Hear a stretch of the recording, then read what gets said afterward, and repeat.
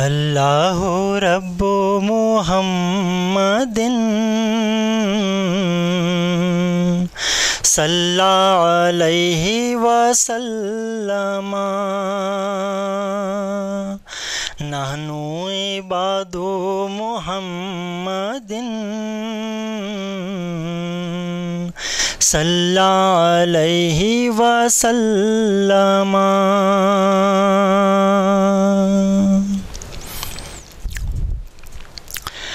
میں سجدے کروں یا کہ دل کو سنبھالوں، میں سجدے کروں یا کہ دل کو سنبھالوں، کہ آقا کی چوکھٹ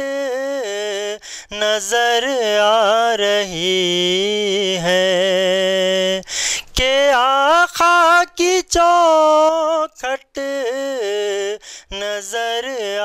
رہی ہے.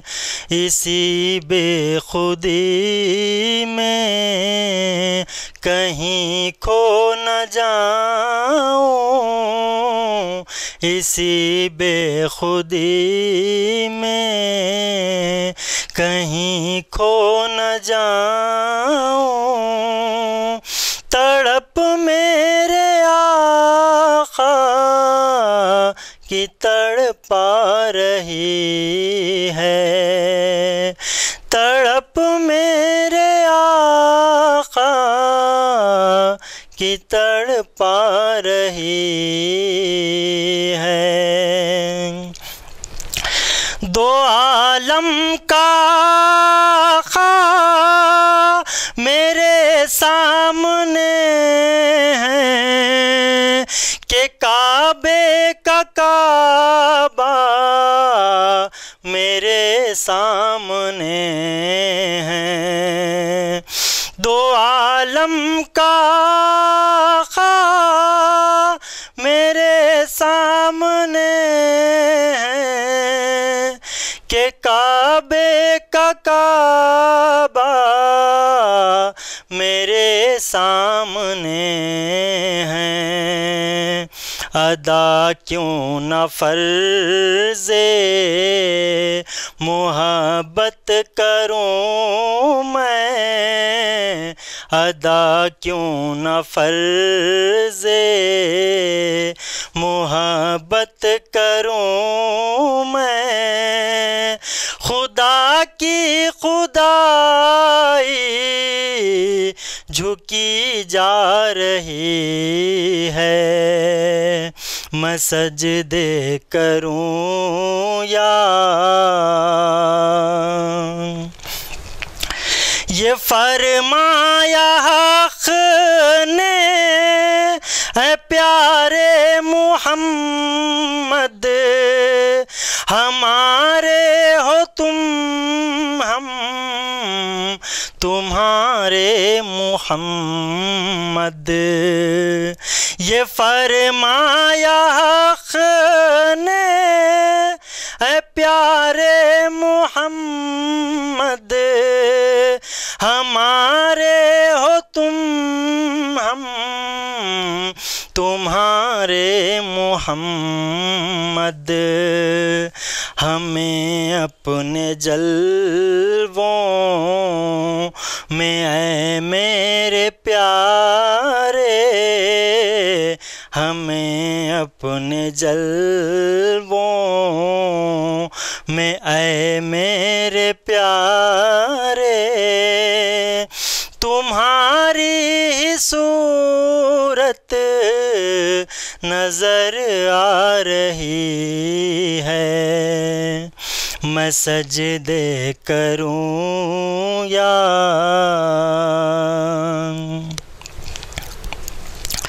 فرشتوں سرے راہ آنکھیں بچھا دو، اٹھو بہر تعظیم سر کو جھکا دو. فرشتوں سرے راہ آنکھیں بچھا دو، اٹھو بحر تعظیم سر کو جھکا دو، خدا کہہ رہا ہے میرے مصطفیٰ کی، خدا کہہ رہا ہے میرے مصطفیٰ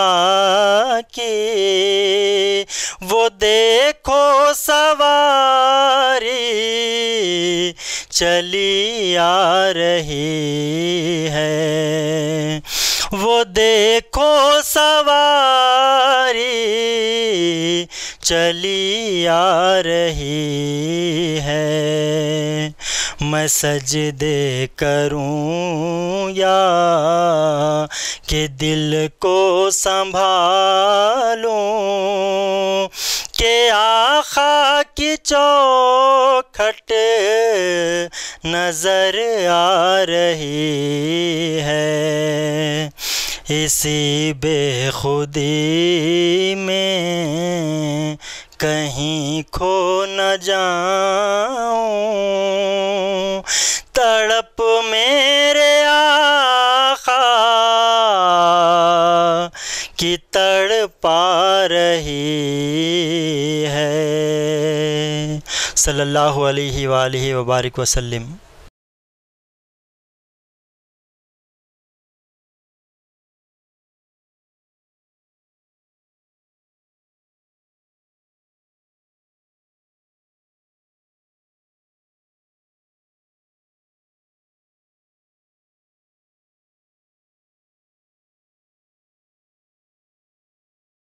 اللہ رب العالمین والصلاة والسلام علی سید الانبیاء والمرسلین وعلی آلہ واصحابہ اجمعین وعلی من احبہم وتبعہم بإحسان الی یوم الدین، اما بعد۔ قال اللہ تعالی فی کلامہ القدیم انما یرید اللہ لیذہب عنکم الرجس اہل البیت ویطہرکم تطہیرا۔ معزز ناظرین، اللہ تبارک و تعالیٰ کلام پاک میں ارشاد فرماتا ہے کہ خالق کائنات نے حضور نبی کریم علیہ الصلاۃ والسلام کے اہل بیت پاک کو طہارت و پاکیزگی عطا فرمائی اور انہیں ہر طرح کی ناپاکیوں سے دور رکھا۔ اہل بیت کا لفظی معنی ہے گھر والے، اور یہ لفظ خاص طور پر حضور اکرم رحمۃ للعالمین صلی اللہ علیہ وسلم کے مقدس و پاک باز گھر والے حضرات کے لیے استعمال ہوتا ہے۔ علماء کرام، مفسرین اعظام اور شارحین ائمہ دین کے قول اور ان کی تفصیل کے مطابق اہل بیت کا اطلاق سرکار دو عالم صلی اللہ علیہ وسلم کے ازواج مطہرات پر اور آپ کی شہزادیوں پر اور خاص طور پر حضرت سیدہ کائنات سیدہ فاطمہ رضی اللہ تعالی عنہا کے بطن مبارک سے جو مقدس و برگزیدہ حضرات اس دنیا میں تشریف لائے ان پر اور حضرت سیدنا علی مرتضیٰ رضی اللہ تعالی عنہ پر اس کا اطلاق ہوتا ہے۔ آج کی اس نشست میں ہم آپ کی خدمت میں حضرت مولائے کائنات سیدنا علی مرتضیٰ رضی اللہ تعالی عنہ کے فضائل و کمالات اور خصوصیات پر مختصر انداز میں آیات کریمہ و احادیث شریفہ کی روشنی میں کچھ بیان کرنے کی کوشش کریں گے۔ حضرت سیدنا علی مرتضیٰ رضی اللہ تعالی عنہ حضور اکرم صلی اللہ علیہ وسلم کے چچیرے بھائی ہیں اور تمام صحابہ کرام میں سب سے زیادہ قریبی نسبی رشتہ حضرت سیدنا علی رضی اللہ تعالی عنہ کا ہے، جو پیارے آقا صلی اللہ علیہ وسلم کے نسب پاک سے ملتا ہے، کیونکہ حضرت علی رضی اللہ تعالی عنہ کے والد گرامی اور پیارے آقا صلی اللہ علیہ وسلم کے والد محترم یہ دونوں حضرات حضرت عبد المطلب رضی اللہ تعالی عنہ کے شہزادے ہیں،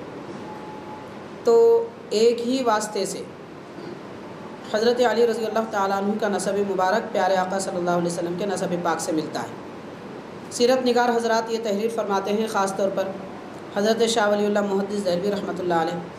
یہ تحریر فرماتے ہیں کہ تمام صحابہ کرام میں سب سے زیادہ قریبی نسب پیارے آقا صلی اللہ علیہ وسلم سے حضرت علی رضی اللہ عنہ کا ملتا ہے، اور دوسرے درجے میں حضرت سیدنا عثمان غنی رضی اللہ تعالیٰ عنہ کا نسب حضور پاک صلی اللہ علیہ وسلم کے اجداد کرام میں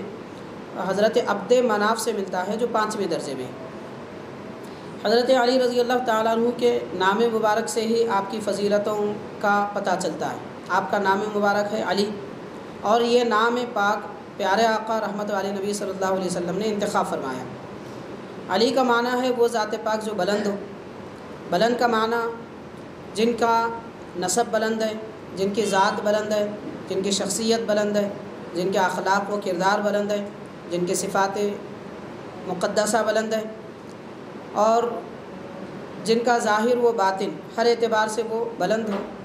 جن کو ترقی ہر اعتبار سے رب تعالیٰ نے عطا فرمائی ہے، مقامات عالیہ پر فائز فرمایا ہے، ایسی ہی شخصیت کو علی کہتے ہیں۔ روایات میں آتا ہے کہ حضرت علی رضی اللہ تعالیٰ عنہ کی جب ولادت باسعادت ہوئی تو تقریباً 3 دن گزرے۔ حضرت علی رضی اللہ تعالیٰ عنہ نے آپ کی والدہ محترمہ حضرت فاطمہ رضی اللہ تعالیٰ عنہ حضور پاک صلی اللہ علیہ وسلم کی چچی ہیں، تو آپ کا دودھ نوش نہیں فرمائے۔ تو حضرت فاطمہ رضی اللہ تعالیٰ عنہ، فاطمہ بنت اسد، سیدنا علی رضی اللہ تعالیٰ عنہ کی والدہ محترمہ کا نام بھی فاطمہ ہے، اور آپ کی زوجہ مبارکہ پیارے آقا صلی اللہ علیہ وسلم کی شہزادی حضرت سیدہ کائنات رضی اللہ تعالیٰ عنہ کا نام بھی فاطمہ ہے۔ تو حضرت فاطمہ بنت اسد سرکار کی چچی حضرت علی رضی اللہ عنہ کی والدہ محترمہ حضور پاک صلی اللہ علیہ وسلم کی خدمت میں حاضر ہوئی، اور یہ عرض کیا کہ ہمارے گھر میں جس شہزادے کی ولادت ہوئی ہے کئی دن گزر گئے ہیں کہ وہ کچھ دنیا کی چیز کھا پی نہیں رہے ہیں، دودھ بھی نوش نہیں فرما رہے ہیں۔ حضور پاک صلی اللہ علیہ وسلم تشریف لائے، سیدنا علی رضی اللہ تعالیٰ عنہ کی منہ میں، آپ کے دہن مبارک میں، آپ کے منہ میں اپنی زبان مبارک رکھی۔ حضرت علی رضی اللہ تعالیٰ عنہ آپ کی زبان مبارک کو چوستے رہے یہاں تک کہ آپ کا شکم سیر ہو گیا اور آپ کا شکم پر ہو گیا، پھر آپ اطمینان میں آ گئے۔ اس کے بعد آپ نے والدہ محترمہ کا دودھ پیا۔ تو اس اعتبار سے اگر دیکھا جائے تو حضرت علی رضی اللہ تعالیٰ عنہ کے بطن مبارک میں، آپ کے پیٹ میں، دنیا میں جو سب سے پہلے غذا گئی وہ پیارے آقا صلی اللہ علیہ وسلم کا لعاب دہن مبارک ہے۔ گویا کہ پیارے آقا صلی اللہ علیہ وسلم نے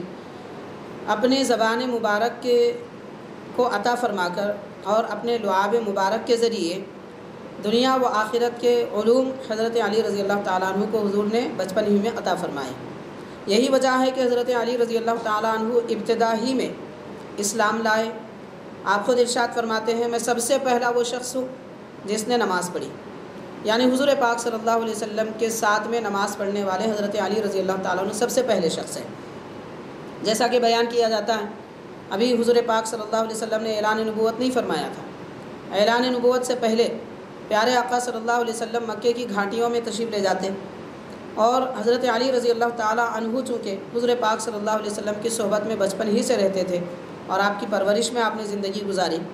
تو حضرت علی رضی اللہ عنہ بھی لوگوں سے چھپتے چھپاتے سرکار کی خدمت میں حاضر ہوتے، اور اللہ کے نبی جیسے نماز پڑھتے حضرت علی رضی اللہ عنہ بھی نماز پڑھا کرتے تھے۔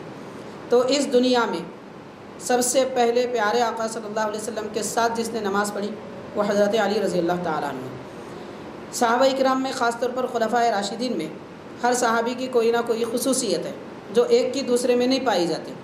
ایسے ہی حضرت علی رضی اللہ تعالیٰ عنہ کی بہت ساری خصوصیات ہیں جو آپ کے لیے خاص ہیں۔ اللہ نے آپ کو خاص فضیلتیں عطا فرمائی جو دوسروں میں نہیں پائی جاتی، اور دوسروں کی خاصیتیں آپ میں نہیں پائی جاتی۔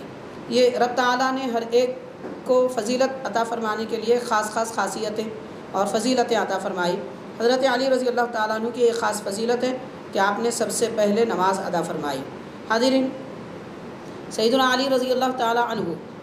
ان مقدس صحابہ کرام میں ہیں، خلفائے راشدین میں ہیں کہ پیارے آقا صلی اللہ علیہ وسلم نے اپنی شہزادی کا نکاح آپ کے نکاح میں اپنی شہزادی کو دیا، اور یہ ارشاد فرمایا کہ اللہ تبارک و تعالیٰ نے حکم فرمایا کہ میں اپنی شہزادی فاطمہ رضی اللہ تعالیٰ عنہ کا نکاح علی سے کروں۔ چنانچہ پروردگار کے حکم کے مطابق حضرت علی رضی اللہ تعالیٰ عنہ نے سرکار دو عالم صلی اللہ علیہ وسلم کی شہزادی سے نکاح کیا۔ حاضرین، مولا کائنات سیدنا علی رضی اللہ تعالیٰ عنہ کی من جملہ خصوصیات اور فضیلتوں میں ایک خاص فضیلت یہ بھی ہے، حضور پاک صلی اللہ علیہ وسلم نے ایک معرکہ اور غزوے کے موقع پر، خاص طور پر غزوہ خیبر وغیرہ کے موقع پر یہ ارشاد فرمایا کہ کل میں ایسے شخص کو جھنڈا عطا کروں گا، یعنی آپ سے پہلے بعض صحابہ کرام کو حضور پاک صلی اللہ علیہ وسلم نے عالم بردار بنایا تھا، قلعہ فتح نہیں ہو رہا تھا۔ اب چونکہ اللہ تبارک و تعالیٰ نے حضرت علی رضی اللہ تعالیٰ عنہ کے دست مبارک میں اس قلعے کی فتح لکھ دی تھی، چنانچہ 2-3 دن تک قلعہ فتح نہیں ہوا۔ اللہ کے نبی صلی اللہ علیہ وسلم نے نماز عشاء کے بعد رات میں ارشاد فرمایا کل میں ایسے شخص کو جھنڈا عطا کروں گا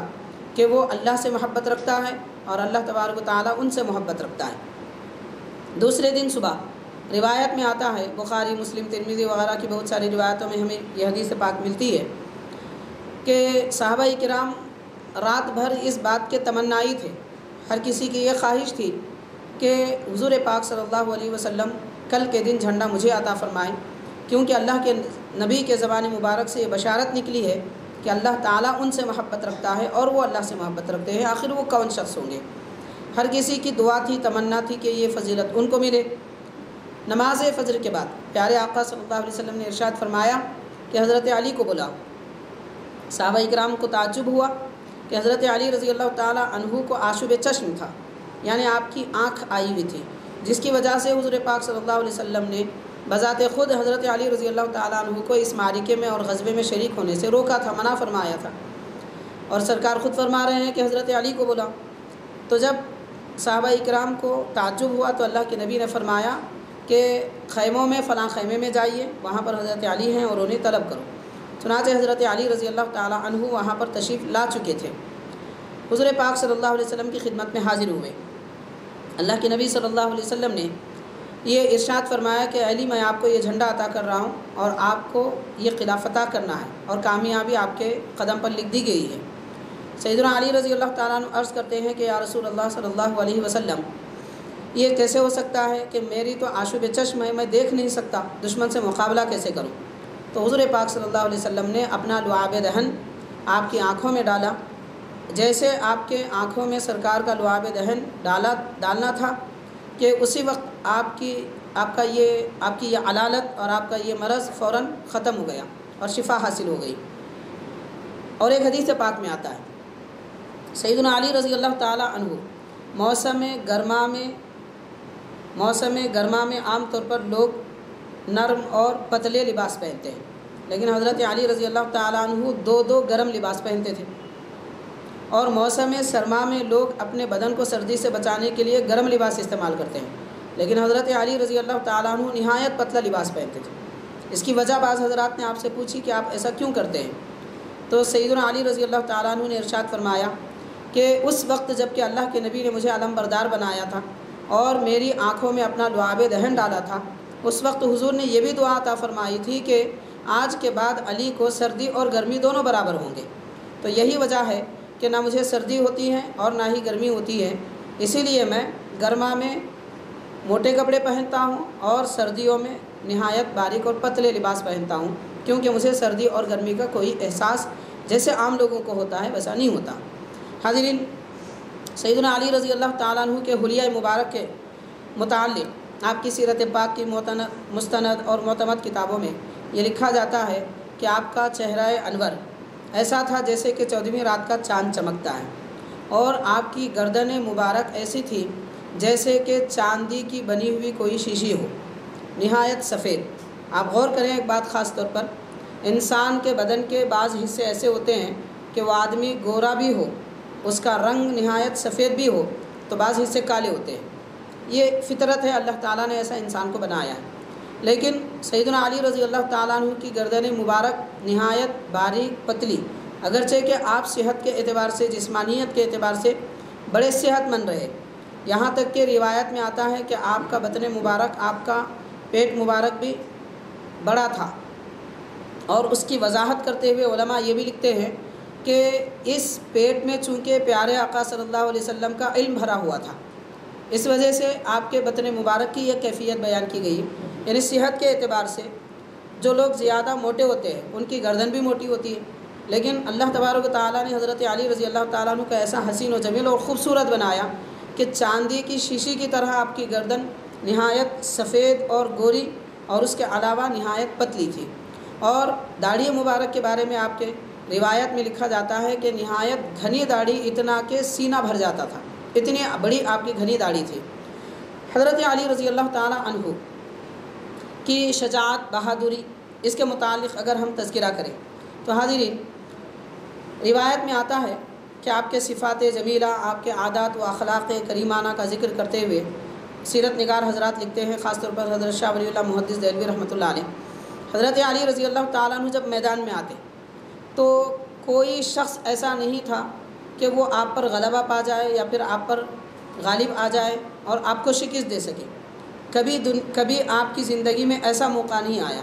کہ آپ اتنے شجیع و بہادر تھے کہ بڑے سے بڑے پہلوان بھی آپ کے مقابلے میں نہیں آتے تھے، اور جب آپ کسی کو للکارتے تو بڑے نامی گرامی پہلوان بھی کانپ جایا کرتے تھے، آپ کے مقابلے میں نہیں آتے تھے۔ چنانچہ ایک مشہور غزوے کے متعلق لکھا جاتا ہے، غالباً یہ غزوہ خندق کے موقع کی بات ہے، حضرت علی رضی اللہ تعالیٰ عنہ ایک ایسے پہلوان کے مقابل میں آئے جو تقریباً 100 پہلوانوں کا مقابلہ کیا کرتا تھا، اس کا نام عمرو بن عبد ود لکھا گیا ہے۔ تو جب وہ میدان میں آیا، للکارنے لگا کہ کون میرے مقابلے کو آئے گا، سیدنا علی رضی اللہ تعالیٰ عنہ جب تشریف لائے تو اس نے کہا کہ کیا مسلمانوں میں ابھی بچے ہیں، بڑے صحت مند لوگ نہیں ہیں، اور ایسے نوجوان لوگوں کو ہمارے مقابلے میں بھیجتے ہیں؟ تو حضرت علی رضی اللہ عنہ فرماتے ہیں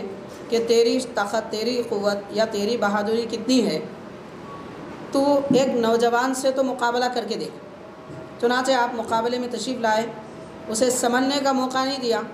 ایک ہی لمحے میں ایسا وار کیا کہ وہ زمین پر گر گیا۔ وہ نامی گرامی پہلوان جو 100 کا مقابلہ کرتا تھا، ایک لمحے میں زمین پر گر جاتا ہے، اور آپ اس کے سینے پہ سوار ہو جاتے ہیں، اس کی گردن کاٹنا چاہتے تھے۔ اتنے میں وہ شخص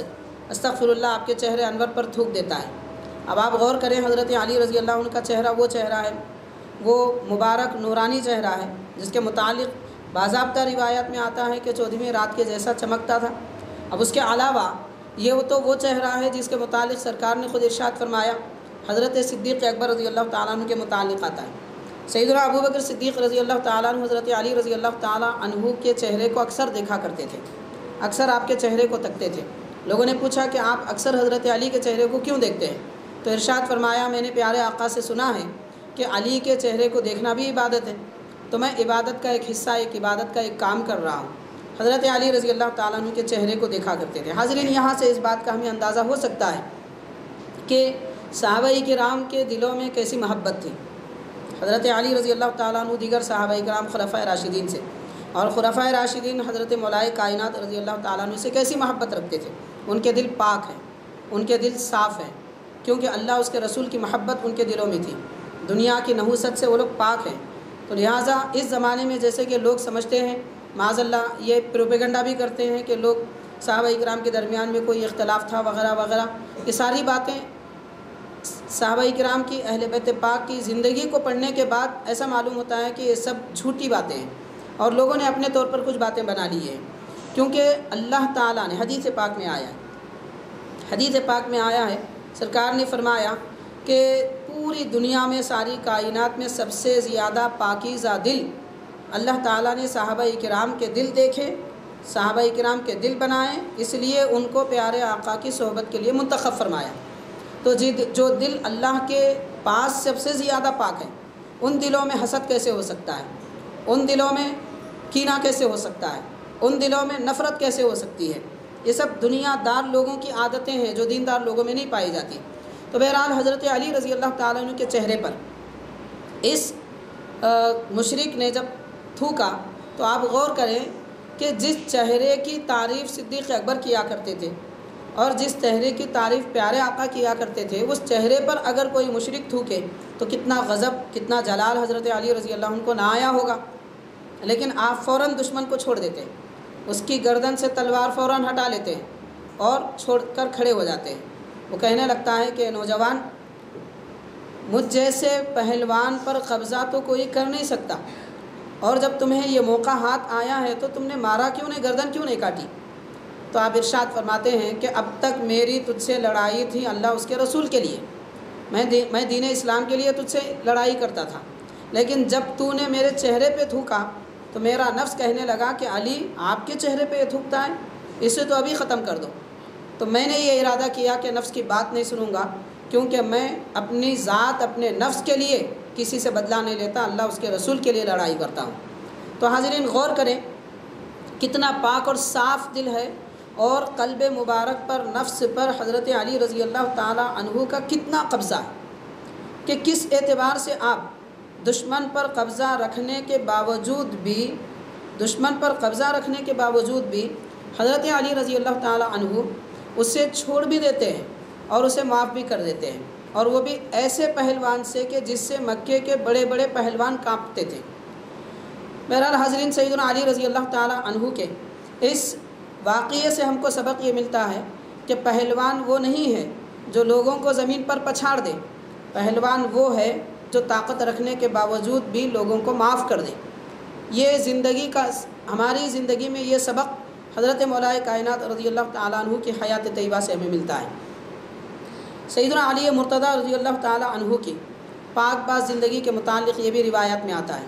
کہ آپ کے بچپن کے حالات بیان کرتے ہوئے سیرت پاک میں لکھا جاتا ہے، آپ کی والدہ محترمہ ارشاد فرماتی ہیں کہ میرا شہزادہ ابھی 2 مہینے کے تھے، بعض روایات میں کچھ اور مہینوں کا اضافہ ہے، تو فرماتے ہیں کہ ابھی 2 مہینے کے تقریباً تھے۔ آپ فرماتے ہیں میں کچھ گھر کے کام میں تھی اور اپنے شہزادے کو یعنی حضرت علی رضی اللہ تعالیٰ عنہ کو ایک جھولے میں ڈالی تھی، آرام فرما رہے تھے۔ آپ کی والدہ محترمہ حضرت فاطمہ بنت اسد یہ ارشاد فرماتی ہیں کہ میں نے دیکھا اچانک ایک سانپ تیزی کے ساتھ میرے شہزادے کی طرف، میرے بچے کی طرف لپک رہا ہے۔ ابھی اتنا وقت نہیں تھا کہ میں اپنا کام چھوڑ کر بچے کو بچاتی یا ان کو اپنے گود میں لے لیتی یا سانپ کو مار دیتی۔ اس سے پہلے فرماتی ہیں، اس سے پہلے یہ کم عمر دودھ پیتا بچہ، شیر خوار بچہ جھولی سے اتر جاتا ہے اور اپنے ایک ہاتھ سے سانپ کو مار دیتا ہے، تو سانپ وہیں اسی وقت مر جاتا ہے۔ تو آپ غور کریں بچپن میں یہ طاقت اور قوت اور ایسا شعور اور ایسی سمجھداری کہ آپ یہ بھی جانتے ہیں کہ میں کون ہوں، کہاں ہوں اور کیا مجھے نقصان ہونے والا ہے، کون مجھے ڈسنے کے لیے آتا ہے، ایسا شعور آپ کو ملا ہے پیارے آقا صلی اللہ علیہ وسلم کے لعاب دہن کی برکت سے ملا ہے۔ اللہ کے نبی نے گویا کہ اپنے لعاب کی برکت سے علم و حکمت کے دریا آپ کے سینے میں اونڈیل دیے۔ یہی وجہ تھی کہ حضرت علی رضی اللہ تعالیٰ عنہ ان سارے امور سے واقف بھی رہے اور جانتے بھی تھے۔ حاضرین، اسی لیے حضرت سیدنا علی رضی اللہ تعالیٰ عنہ خود ارشاد فرماتی ہیں کہ میں حیدر ہوں، میری والدہ نے مجھے حیدرہ نام رکھا ہے، میرا نام میری والدہ نے حیدرہ رکھا ہے۔ حیدرہ کا مطلب ایسا مضبوط قوت والا شخص جو اونچائی سے اتر کر اپنے دشمن پر پنجہ کس لے، اس کو کہتے ہیں حیدرہ، اور اسی لیے شیر کو بھی حیدر اس لیے کہتے ہیں۔ حضرت علی رضی اللہ تعالیٰ عنہ کا یہ لقب آپ کی والدہ محترمہ نے یہ واقعہ دیکھ کر ان کی زبان سے نکلا کہ یہ میرا لڑکا حیدر ہے۔ حاضرین، سیدنا علی مرتضیٰ رضی اللہ تعالیٰ عنہ کے حالات و واقعات میں من جملہ اور امور میں یہ بیان کیا جاتا ہے کہ آپ کی عزت و تکریم صحابہ کرام کیسے کیا کرتے تھے، اس کے متعلق روایت میں آتا ہے ایک مرتبہ پیارے آقا صلی اللہ علیہ وسلم کی محفل سجی ہوئی ہے، تمام صحابہ کرام جلوہ افروز ہیں اور اس محفل میں بیٹھنے کے لیے جگہ نہیں ہے، اسی لیے جو حضرات آئے وہ دور ہی بیٹھ گئے۔ حضرت علی رضی اللہ تعالیٰ عنہ محفل میں تشریف لائے اور دروازے پر کھڑے تھے، جگہ تلاش کر رہے تھے کہ کہاں بیٹھیں۔ اتنے میں حضرت صدیق اکبر رضی اللہ تعالیٰ عنہ جو پیارے آقا صلی اللہ علیہ وسلم کے بالکل قریب بیٹھے ہوئے ہیں، عام طور پر پیارے آقا کے سیدھے جانب بڑے بڑے صحابہ کرام بیٹھتے تھے اور بائیں جانب کم سن کم عمر بچے بیٹھا کرتے تھے یا نوجوان حضرات بیٹھتے تھے۔ تو صدیق اکبر رضی اللہ تعالیٰ عنہ پیارے آقا کے سیدھے جانب بیٹھے ہوئے، آپ کی نظر حضرت علی رضی اللہ عنہ پہ پڑتی ہے، حضور پاک صلی اللہ علیہ وسلم بھی دیکھتے ہیں۔ تو اتنے میں حضرت صدیق اکبر رضی اللہ تعالیٰ عنہ ذرا ہٹ کر جگہ بناتے ہیں جگہ بنا کر یہ فرماتے ہیں ابوالحسن ادھر آؤ، آپ کی جگہ یہاں ہے۔ تو یہ دیکھ کر پیارے آقا فرماتے ہیں کہ فضیلت والے لوگوں کو فضیلت والے ہی پہچانتے ہیں۔ تو چنانچہ صدیق اکبر رضی اللہ تعالیٰ عنہ کے قلب میں حضرت علی رضی اللہ تعالیٰ عنہ کی محبت اتنی وسیع تھی کہ زمین پر بھی آپ نے آپ کے لیے جگہ بنائی، کیونکہ قرآن خود کہتا ہے اے لوگو تمہارے دل کشادہ رکھو تو دنیا کی زمین بھی تمہارے لیے کشادہ ہوگی۔ ارشاد فرمایا اللہ تعالیٰ نے تفصحوا فی المجالس فافصحوا یفصح اللہ لکم، مجلسوں میں کشادگی پیدا کرو، یعنی لوگ اگر کثرت سے آ جائیں محفلوں میں تو آپ اپنی بیٹھک چھوٹی کرو، لوگوں کے لیے جگہ دو تو تمہارے دل بڑے ہو جائیں گے۔ تو صدیق اکبر رضی اللہ تعالیٰ عنہ کی عزت و تکریم کا بھی یہاں سے پتہ چلتا ہے۔ حاضرین، اس کے متعلق اور ایک روایت میں آتا ہے حضرت سیدنا فاروق اعظم رضی اللہ تعالیٰ عنہ کے دور خلافت میں، آپ کے دور خلافت میں حضرت فاروق اعظم رضی اللہ عنہ ایک راستے سے جا رہے تھے۔ حضرت علی مرتضیٰ رضی اللہ تعالیٰ عنہ اپنے 2 شہزادوں کو ساتھ لے کر آ رہے تھے۔ راستے میں دونوں حضرات کا آمنا سامنا ہوا، تو اس درمیان میں حضرت فاروق اعظم رضی اللہ تعالیٰ عنہ کی حضرت امام حسن اور امام حسین رضی اللہ تعالیٰ عنہما دیکھ کر تعریف کرنے لگے۔ حضرت علی رضی اللہ عنہ بھی جلوہ افروز ہے۔ راستے میں آپس میں خلیفہ امیر المؤمنین حضرت فاروق اعظم کی ملاقات ہوئی، دور خلافت کا معاملہ ہے۔ اس درمیان میں حضرت امام حسن اور امام حسین رضی اللہ تعالیٰ عنہما سیدنا فاروق اعظم رضی اللہ تعالیٰ عنہ کی تعریف کرنے لگے۔ تو اس تعریف کو سن کر حضرت فاروق اعظم رضی اللہ تعالیٰ عنہ نے یہ ارشاد فرمایا کہ کیا آپ لوگ اس بات کی ضمانت دیتے ہو کہ میرے دور خلافت میں عدل و انصاف چل رہا ہے؟ تعریف تو کیے تھے، لیکن حضرت فاروق اعظم اس کے لیے کوئی سند چاہتے تھے۔ چنانچہ حسنین کریمین رضی اللہ تعالیٰ عنہما سے یہ تعریف سن کر فرماتے ہیں کیا آپ لوگ اس بات کی ضمانت دیتے ہو یا اس بات کی سند دیتے ہو یا میری تصدیق کرتے ہو کہ میرے دور خلافت میں عدل و انصاف ہے؟ تو یہ حضرات دونوں اپنے والد گرامی کو دیکھنے لگے کہ تصدیق کریں یا نہ کریں۔ تو حضرت سیدنا مولائے کائنات رضی اللہ تعالیٰ عنہ فرماتے ہیں کہ میرے بچوں تم لوگ گواہی دو، میں بھی تمہارے ساتھ گواہی میں شامل ہوں کہ فاروق اعظم کے دور خلافت میں عدل و انصاف قائم ہے۔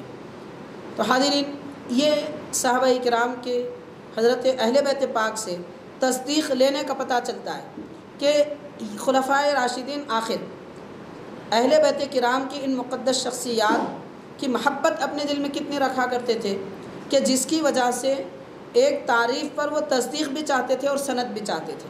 تو ایسی بیشتر اور بے شمار کئی ایک روایات خاص طور پر حضرت سیدنا مولائے کائنات رضی اللہ تعالیٰ عنہ کے تذکرہ پاک میں ہمیں ملتے ہیں۔ ایک آخری بات عرض کروں گا، سیدنا مولائے کائنات رضی اللہ تعالیٰ عنہ کے متعلق یہ بھی آتا ہے کہ آپ کے دور خلافت میں ایک شخص آپ کی خدمت میں آیا اور کہنے لگا کہ حضرت میں سفر کے ارادے سے اپنے گھر سے نکل رہا ہوں، تو میں یہ چاہتا ہوں کہ آپ مجھے کوئی اپنی نشانی عطا فرمائیں کہ دوران سفر اگر کوئی مصیبت آ جائے، کوئی بھیڑ یا کوئی جانور وغیرہ اگر میرے سامنے آ جائے تو میں آپ کی یہ متبرک چیز، آپ سے نسبت رکھنے والی چیز اسے بتا دوں تاکہ وہ مجھے نقصان نہ پہنچائے۔ تو حضرت علی رضی اللہ تعالیٰ عنہ نے اس شخص کو اپنی انگوٹھی عطا فرمائی۔ وہ شخص آپ کی انگوٹھی لے کر چلا گیا اور آپ نے ارشاد فرمایا کہ جب کوئی بھیڑیا وغیرہ اگر سامنے آئے تو یہ انگوٹھی اسے بتا دینا۔ چنانچہ آپ کے فرمان کے مطابق اور اس آدمی کے توقع کے مطابق یا اس کے تمنا اور نجات پانے کے ارادے کے مطابق واقعتاً ایک بھیڑیا اس کے سامنے آیا۔ چونکہ وہ زمانہ ایسا زمانہ تھا کہ اس میں سفر میں مشقتیں زیادہ تھیں، حیوانات کا خوف تھا، چور ڈاکوؤں کا خوف تھا، لٹیروں کا ڈر تھا۔ تو یہ اپنے آپ کو بچانے کے لیے حضرت علی رضی اللہ تعالیٰ عنہ سے کچھ مانگ لیے۔ اچانک ایک بھیڑیا جب ان کے سامنے آیا تو انہوں نے فوراً حضرت علی رضی اللہ عنہ کی انگوٹھی اسے بتائی۔ جیسے انگوٹھی بتانا تھا وہ بھیڑیا آسمان کی طرف سر اٹھا کر ایک بار چیخا، زمین کی طرف سر اٹھا کر کچھ بولا، سر جھکا کر بولا، سیدھے بائیں جانب بھی سر موڑ کر کچھ کہنے لگا، اس کے بعد چلا گیا۔ انہوں نے شکر ادا کیا اللہ تبارک و تعالیٰ کا۔ بعد میں جب واپس آئے تو حضرت علی رضی اللہ تعالیٰ عنہ سے یہ ماجرا بیان کیا کہ ایسی بات میں نے دیکھی ہے۔ اس کے بعد یہ کہتے ہیں کہ آپ کے اس تبرک کی وجہ سے، آپ کی اس عطا کی وجہ سے میری جان بچی۔ لیکن میں یہ جاننا چاہتا ہوں کہ آخر وہ بھیڑیا کیا کہہ رہا تھا؟ تو سیدنا علی رضی اللہ تعالیٰ عنہ ارشاد فرماتے ہیں کہ اس نے آسمان کی طرف سر اٹھا کر کہا کہ اے وہ مالک جس نے آسمان کو کھڑا کیا، اے وہ پروردگار جس نے زمین کو کشادہ کیا، اے وہ پروردگار جس کی قدرت مشرق سے مغرب تک لامحدود ہے۔ اس کے بعد وہ کہنے لگا کہ جس علاقے میں حضرت علی کا لوگ مجھے واسطہ دیں، میں اس جگہ رہنا نہیں چاہوں گا، اس جگہ میں کسی کو تکلیف نہیں دوں گا، یہ کہہ کر وہ چلا گیا۔ تو حضرت مولائے کائنات رضی اللہ تعالیٰ عنہ سے نسبت رکھنے والی ایک انگوٹھی کو بھی ایک حیوان جانتا ہے، پہچانتا ہے، اور جب اس کا واسطہ دیا جاتا ہے تو وہ اپنا بھیڑیا پن، درندہ پن چھوڑ دیتا ہے۔ اب غور کریں کہ واقعتاً مسلمانوں کے دل میں مولائے کائنات کی محبت ہو، پھر وہ مسلمان چرب زبان کیسے ہو سکتا ہے؟ وہ مسلمان کیسے گالی گلوچ کر سکتا ہے جس کے دل میں مولائے کائنات کی محبت ہو؟ وہ مسلمان کیسے کسی پر لعنت کی بات کر سکتا ہے جس کے دل میں آپ کی محبت ہو؟ اور وہ مسلمان کیسے کسی کے نقصان پہنچانے کا ارادہ کر سکتا ہے کہ جس کے دل میں آپ کی محبت ہو؟ تو مولائے کائنات کی نسبت رکھنے والی ایک انگوٹھی سے بھیڑیا بھی نفع پہنچانے والا ہو جاتا ہے، تو پھر آخر انسان کیوں کسی کو نفع پہنچانے والا نہیں بن پا رہا ہے؟ تو یہاں غور کرنے کی بات یہ ہے کہ واقعتاً محبت جیسی ہونی چاہیے تھی وہ محبت ہمارے دلوں میں نہیں ہے۔ تو آج ہمیں ایسی محبت حضرت مولائے کائنات رضی اللہ تعالیٰ عنہ سے پیدا کرنے کی ضرورت ہے۔ آپ کی محبت جس دل میں پائی جاتی ہے، اس کا دل ہی نہیں، اس کا سارا بدن اور اس کا سارا گھر روشن ہو جاتا ہے، اس کی قبر بھی منور ہو جاتی ہے، اور آخرت میں بھی اسے اعلیٰ درجے ملتے ہیں۔ بہرحال مولائے کائنات سیدنا علی رضی اللہ تعالیٰ عنہ کے فضائل و کمالات تو بے شمار ہیں، بہت سارے ہیں، بیان کرنے سے بالکل انسان کی زبان قاصر ہے، لیکن جاننے کے لیے، عقیدت کے لیے، محبت کے لیے کچھ باتیں معلوم کرنا بھی ہمارے لیے کافی ہے۔ اللہ تبارک و تعالی حضرت مولائے کائنات کا فیضان ہم پر جاری فرمائے، آپ کی محبت ہمارے دلوں میں جاگزین فرمائے، آپ کے تصدق میں ہماری بخشش فرمائے، اور کلمہ طیبہ پر ہمیں موت عطا فرمائے۔ صلی اللہ تعالی وسلم علی خیر خلقہ سیدنا محمد و آلہ و اصحابہ اجمعین والحمد للہ رب العالمین۔